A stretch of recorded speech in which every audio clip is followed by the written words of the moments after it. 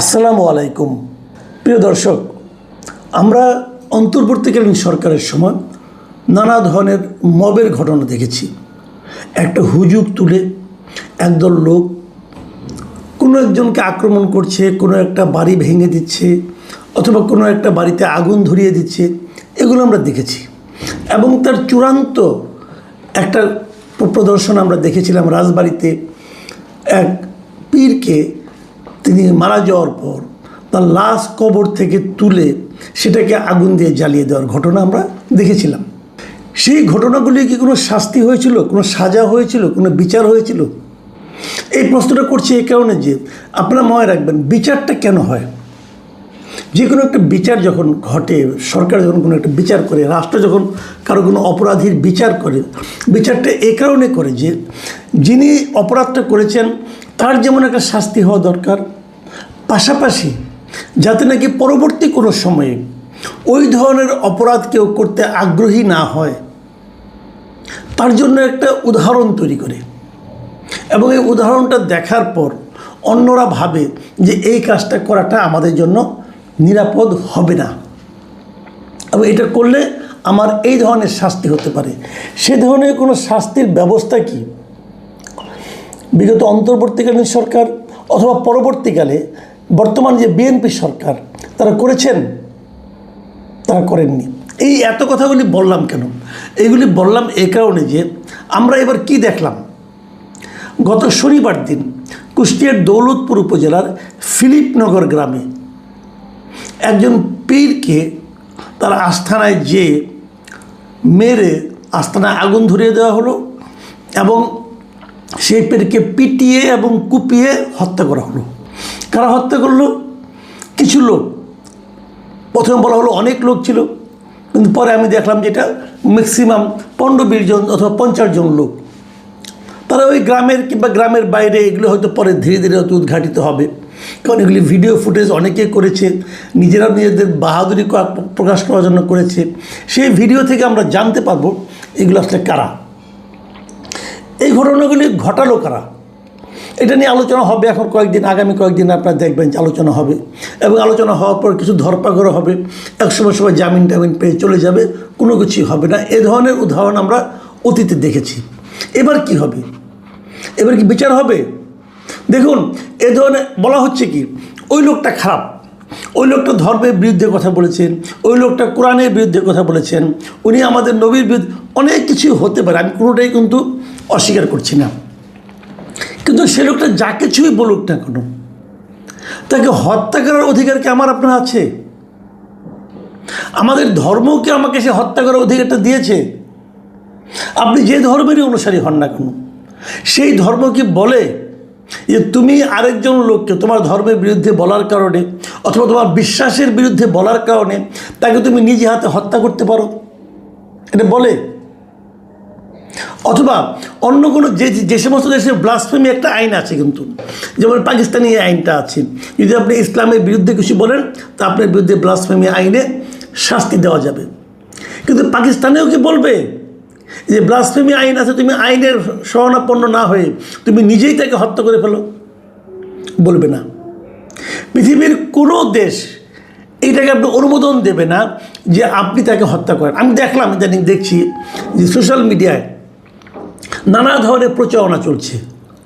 কেউ বলছে সে কত বড় বুজুর্গ লোক ছিলেন, তিনি ধর্মটাকে কি সুন্দর করে বিশ্লেষণ করতেন, এগুলি বলছেন যা নাকি ওই ঘরানার লোক। আবার কেউ বলছেন সে কীভাবে নাস্তিক ছিলেন, অথবা সে কীভাবে একই সঙ্গে খ্রিস্টান ছিলেন, একই সঙ্গে হিন্দু ছিলেন, ইহুদি ছিলেন, অনেক কিছু নাকি ছিলেন তিনি, এগুলি বলছে।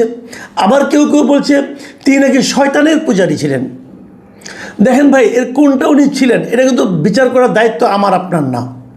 এবং যদি উনি এই সবগুলি হয়ে থাকেন, তারপরেও কি তাকে আপনি হত্যা করতে পারেন? এই হত্যা করার অধিকার কি আপনাকে কেউ দিয়েছে? রাষ্ট্র দেয়নি, সরকার দেয়নি, আপনার ধর্ম দেয়নি, আপনার সমাজ দেয়নি। তাহলে আপনি কি? আপনি কে? আপনি হয় রাষ্ট্রের নাগরিক, অথবা আপনি সমাজের একজন নাগরিক, অথবা আপনি একজন ধর্মের অনুসারী। কেউ তো আপনাকে এই অধিকার দেয়নি। তাহলে কিসের বলে আপনি তাকে দিনে দুপুরে কুপিয়ে মেরে ফেললেন?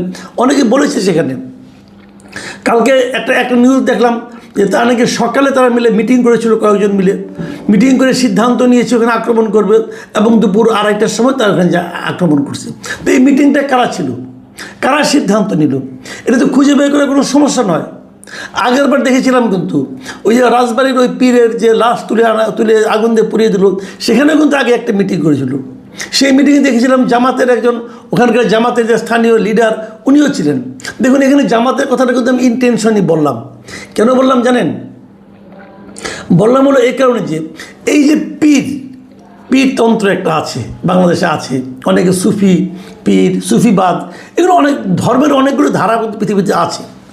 এখন কোনটা সঠিক কোনটা বেঠিক এটা বিচারের দায়িত্ব আপনারও না আমারও না। যারা পীরতন্ত্রে বিশ্বাস করেন এটা তাদের বিশ্বাস, যারা বিশ্বাস করেন না এটাও তাদের বিশ্বাস। আমার কোনো বিশ্বাস নিয়ে কোনো কথা নেই, এটা যার যার বিশ্বাস। কিন্তু আমাদের দেশে পীরতন্ত্রের বিরোধী কারা? আমাদের দেশে পীরতন্ত্রের বিরোধী জামাত কিন্তু পীরতন্ত্রে বিশ্বাস করে না। এবং এই যে সুফিবাদ, তারপরে যে আপনার বাউল সঙ্গীত, এই সমস্ত ধারায় কিন্তু জামাত ইসলাম বিশ্বাস করে না। এবং অন্তর্বর্তীকালীন সরকারের আমলে যখন নাকি এই ধরনের মাজার ভাঙা শুরু হয়ে গেল, বিভিন্ন এই ধরনের ঘটনার সঙ্গে কিন্তু অনেকে জামাতের সংশ্লিষ্টতা দেখেছিলেন, এবং জামাতের এক ধরনের প্রশ্রয় কিন্তু এই সমস্ত ভাঙাভাঙির মধ্যে ছিল। এখন এটাও সেরকম তা কিন্তু আমি বলছি না, কিন্তু আমি কেবল এটা বলছি যে এদের বিরুদ্ধে যে সংঘবদ্ধ শক্তিটা প্রকাশিত, যে তারা পীরতন্ত্রে বিশ্বাস করে না, তাদেরকেও দিকে একটু তাকানো দরকার আছে। কারণ আক্রান্ত তো কেবল এরাই হচ্ছে। ওই যে সুফিবাদী যারা আছেন, যারা বাউল সঙ্গীত করেন, যারা পীরতন্ত্রে বিশ্বাস করেন, তারা কিন্তু কাউকে আক্রমণ করছে না, তারা আক্রান্ত হচ্ছে। কেন আক্রান্ত হবে? ওই ভদ্রলোকটা এই যে মানে মিটিং হলো, তারপরে আমরা দেখেছি যে মোটামুটি কয়েকটা আইডি থেকে, সোশ্যাল মিডিয়া থেকে ওই ভদ্রলোকের একটা ভিডিও ছাড়া হয়েছে, কয়েক সেকেন্ডের ভিডিও। এবং সেই ভিডিওতে কিছু কথা বলা হয়েছে যে কথাগুলো নাকি ইসলাম বিরোধী কথা। এবং সেই ভিডিওটা অনেক আগের, এই ভিডিওটা আমিও দেখেছি 2-3 বছর আগের, 2-3 বছর আমার মনে হয় 4-5 বছর আগের ভিডিও হবে। কারণ ওখানে দেখলাম এই ভদ্রলোকের, এই যে পীর সাহেব যিনি আছেন, নাম হলো শামীম রেজা, তার এমনি ওরফে জাহাঙ্গীর বাবা, এরকম অনেকের নামে ডাকতো আর কি। তো এই শামীম রেজার এখন যে ছবিটা আমি দেখি, সর্বশেষ ছবি, এখানে দেখেছি যে চুল দাড়ি গোঁফ সব পাকা এবং অনেক লম্বা। কিন্তু যে ভিডিওটা দেখলাম ওই ভিডিওতে দেখা গেলো সে অনেক ইয়াং, তার মানে অনেক আগের ভিডিও। তাহলে যদি ওটা যদি ধর্মের অবমাননা হয়ে থাকে, একটা কথা ভাবুন আপনারা, তাহলে অনেক আগের ভিডিও, সেই ভিডিওতে আগেই ছড়ানো ছিল, তো এতদিন তো মানুষের কোনো সমস্যা হয় নাই, হঠাৎ করে এখন কেন খুব পরিকল্পিতভাবে 7-8টা অ্যাকাউন্ট থেকে, সোশ্যাল ফেসবুক অ্যাকাউন্ট থেকে একই দিনে ছড়ানো হলো? এর কারণটা কি? এর কারণটা হলো উস্কে দেওয়ার জন্য একটা হুজুগ তৈরি করা হলো। এই হুজুগটা কারা তৈরি করলো?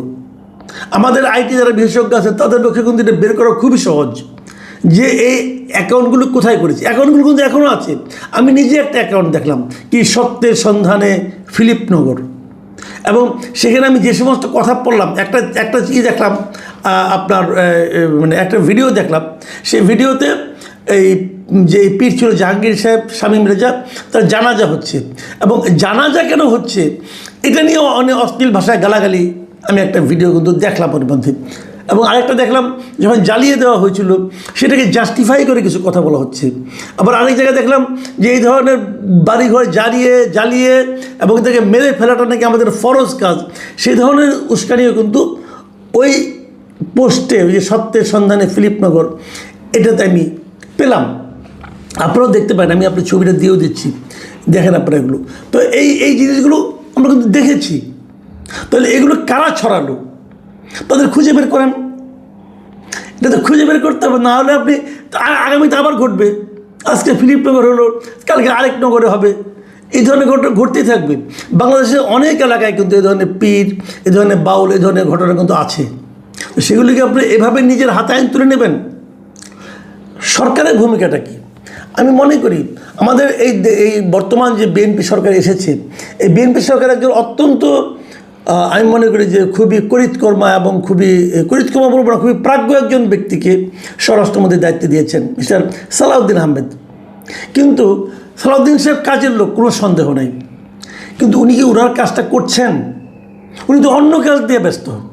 উনি এখন সংবিধান নিয়ে ব্যস্ত, উনি জুলাই সনদ নিয়ে ব্যস্ত, যেগুলো নাকি ভার্চুয়ালি আইনমন্ত্রীর কাজ। ওই কাজগুলো মনে হচ্ছে যে উনিই করছেন। কিন্তু কালকে দেখলাম যে আইনমন্ত্রী একটা প্রেস কনফারেন্স করেছেন এই বিষয়গুলি ব্যাখ্যা করার জন্য। আইনমন্ত্রী তো খুবই ক্যাপেবল লোক, তো একজন ক্যাপেবল লোক থাকতে সেই কাজে সালাউদ্দিন আহমেদ সাহেবকে হস্তক্ষেপ করতে হবে কেন? উনি বরং ওনার স্বরাষ্ট্র মন্ত্রণালয়ে থাকুন। উনি যদি স্বরাষ্ট্র মন্ত্রণালয়ে আরেকটু সিরিয়াস হইতেন তাহলে কিন্তু এই গত 2 মাস দেশের মানুষ টের পেত যে আইন শৃঙ্খলাটা কতটা শক্ত আছে। উনি এদিকে মনোযোগ দিতে পারেন নাই বলে আমার ধারণা। আমি ওনাকে রিকোয়েস্ট করব, ভাই এদিকে একটু নজর দেন, এটা একটা গুরুত্বপূর্ণ কাজ। কিন্তু ওই জুলাই সনদ গুরুত্বপূর্ণ কাজ, কিন্তু ওটা করার জন্য আইনমন্ত্রী আছেন, উনি যথেষ্ট বুঝেন, যথেষ্ট ব্যাখ্যা করতে পারবেন। আপনাকে সব কাজে যেতে হবে এরকম কোনো প্রয়োজন নেই, আপনি এখানে থাকেন একটু। আজকে যদি স্বরাষ্ট্র মন্ত্রণালয় যদি স্ট্রং হতো তাহলে সারা দেশে কিন্তু যে পুলিশের ভেঙে যাওয়া মনোবল সেটা ফিরে আসতো। এবং ওনাকে তো আমি দেখলাম না গত 2 মাসে যে আইন শৃঙ্খলা নিয়ে ওনাকে খুব ব্যতিব্যস্ত হতে অথবা কোনো ভূমিকা রাখতে। আপনি পারলেন কি পারলেন না সেটা কিন্তু ইম্পর্টেন্ট না, ইম্পর্টেন্ট হলো আপনি চেষ্টা করছেন কি না। কয়েকজন মন্ত্রীকে দেখছি, যেমন শিক্ষামন্ত্রী আছেন মিলন সাহেব, উনি কিন্তু দৌড়াদৌড়ি করছেন, এখানে যাচ্ছেন সেখানে যাচ্ছেন, কিছু কাজকর্ম করছেন, কোথাও কোথাও ভুল করছেন। ওনার ভুলগুলোর আমিও সমালোচনা করছি, এগুলো সবই ঠিক আছে, কিন্তু উনি কিন্তু দৌড়াদৌড়িটা করছেন। তো স্বরাষ্ট্রমন্ত্রীকে আমি কিন্তু এখন পর্যন্ত দেখিনি যে আইন শৃঙ্খলা ঠিক রাখার জন্য কোনো দৌড়াদৌড়ি করতে। তাহলে কীভাবে হবে ভাই? এই কাজগুলি করতে হবে।